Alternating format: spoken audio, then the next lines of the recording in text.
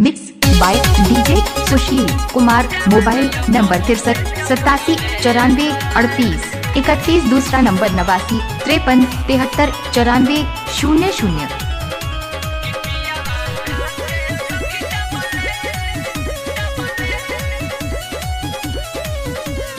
सुनिए सखी राते मुआला से बजनी पलम के पाटी धोके चार बेरे हफनी सखी रे। Mix by DJ Sushil Kumar. Mobile number 63 87 94 38 31। दूसरा number 89 53 73 94 00।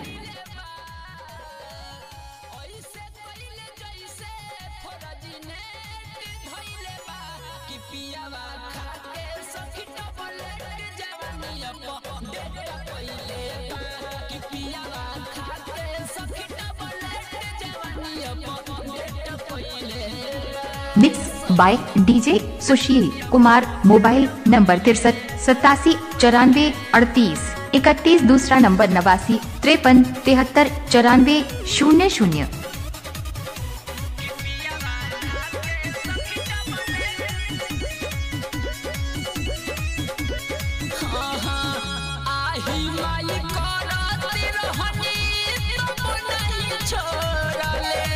Mix by DJ Sushil Kumar. Mobile number 63 87 94 38 31। दूसरा नंबर 89 53 73 94 00।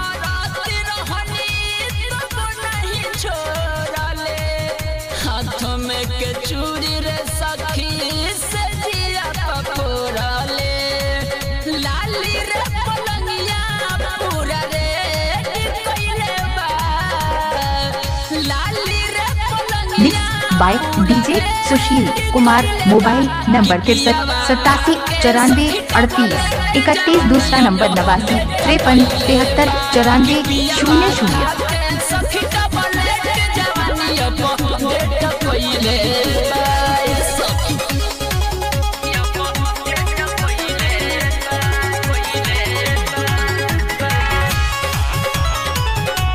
त्रिगुण स्टूडियो राजपुर।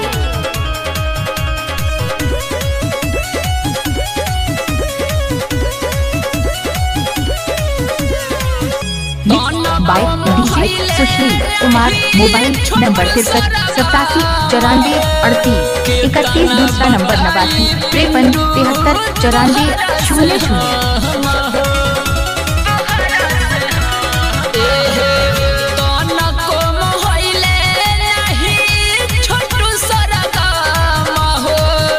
कितना बताइए पिंटू तोहरा से हम हो पानी पानी सोनो पूरा खेत।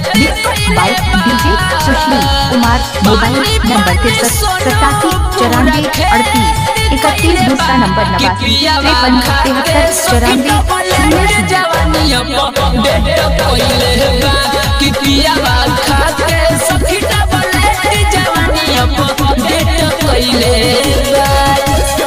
सुनिए सखी राते मुआला से बचनी पलंग के पाटी धोके चार बेरे हफनी सखी रे।